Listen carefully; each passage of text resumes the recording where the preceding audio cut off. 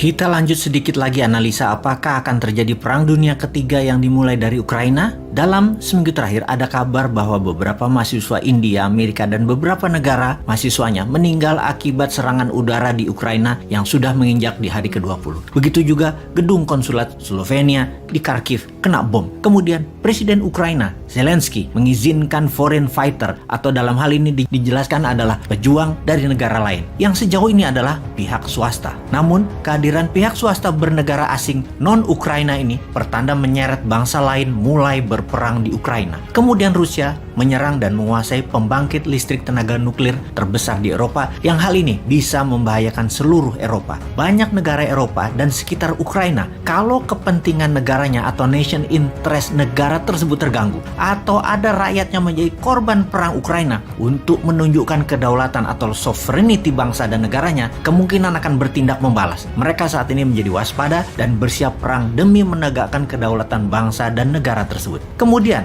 NATO mulai mendeploy tentaranya di Eropa Timur, khususnya di Polandia. Dunia menjadi waspada. Eropa Barat misalnya, ketika Presiden Prancis Macron berbicara 90 menit dengan Putin minggu lalu, dalam dialog tersebut Macron mengatakan Prancis tidak berperang dengan Rusia. Bagi pengamat, setidaknya kata-kata tersebut adalah belum. Di sisi Rusia, dengan jelas Putin mengatakan Rusia menginginkan seluruh Ukraina. Di mana setelah dialog 90 menit ini dilakukan, Macron menjelaskan kepada media, the worst is yet to come, atau peristiwa terburuk sebentar lagi akan terjadi. Yang jadi pertanyaan, seperti apa yang dimaksud dengan situasi buruk yang akan terjadi? Akankah meluas ke seluruh Eropa? Akankah konflik militer ini melebar ke seluruh dunia? Oke sahabat, saat ini sesungguhnya dunia sedang menghadapi multiple war di banyak wilayah. Banyak konflik dan banyak ketegangan di banyak tempat. Misalnya di sisi Asia Indo-Pasifik, Tiongkok berkonflik dengan Taiwan. Tiongkok juga berkonflik dengan banyak negara ASEAN, yaitu Vietnam, Malaysia, Brunei, dan Filipina. Dalam masalah Nine Dot Line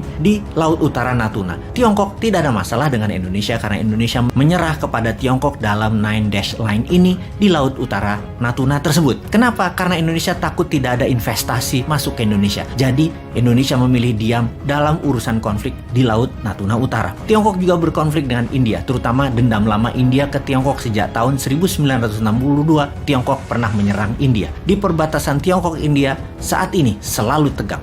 Juga konflik antara Iran dan Israel. Kita tahu, dalam posisi aliansi, Iran itu aliansinya ke Rusia, Israel itu aliansinya ke Amerika dan Inggris. Juga Iran berkonflik dengan Amerika di Teluk Hormuz. Amerika dengan Kuba juga perang panjang. Perang Israel-Palestina, perang Yaman, semuanya tegang dan berperang. Di sisi semenanjung Korea, Korea Utara terus berkonflik dengan sekutu Amerika yaitu Korea Selatan dan Jepang. Jepang dengan Rusia rebutan kepulauan Kiril di utara Jepang, di mana Jepang baru saja klaim Kiril balik ambil dari Rusia yang membuat ketegangan baru di utara Jepang. Ditambah lagi, baru saja peluru kendali India diluncurkan ke Pakistan. Walaupun dinyatakan salah sasaran dan India minta maaf, namun hati orang siapa tahu Pakistan bisa membalas dan menjadikan konflik militer terbaru. Saat ini banyak negara yang ingin menjadi pemain global anti New World Order, ingin menunjukkan kekuatan geopolitiknya. Jadi sulit kita mengabaikan bahwa efek perang di Ukraina tidak membawa negara lain masuk ke dalamnya. Kemungkinan masuk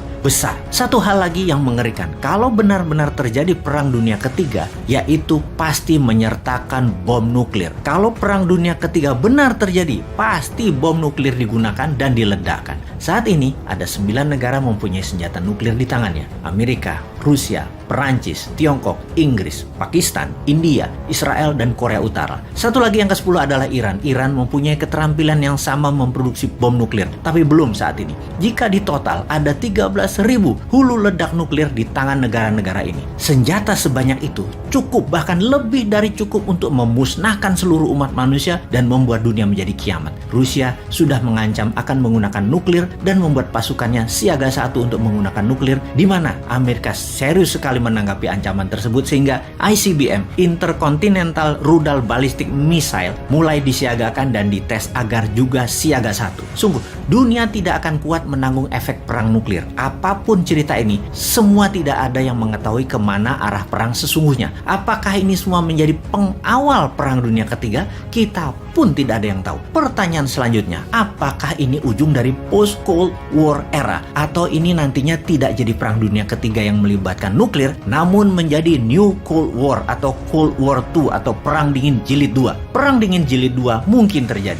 Penentunya adalah Amerika, Rusia, dan sisa dunia mau berpihak kemana. Ketiga pihak itu memilih perang selesai di Ukraina, Ukraina jadi milik Rusia, selesai. Tapi fakta sejauh ini adalah adanya eskalasi peningkatan kegiatan militer di Polandia, ribuan orang bermigrasi ke negara tetangga Ukraina yang akan menimbulkan banyak masalah di sana, dan kita bersama-sama melihat ada seorang presiden yang menolak untuk mundur dari keputusannya menyerang Ukraina, yaitu Putin. Semua itu tanda-tanda perang militer, perang fisik jauh lebih banyak faktanya daripada akan diam dan menjadi perang dingin. Satu hal yang pasti, kemanapun arah dunia ini bergerak, kita memasuki new era of geopolitik dunia. Sudah siapkah Indonesia? Hurrah!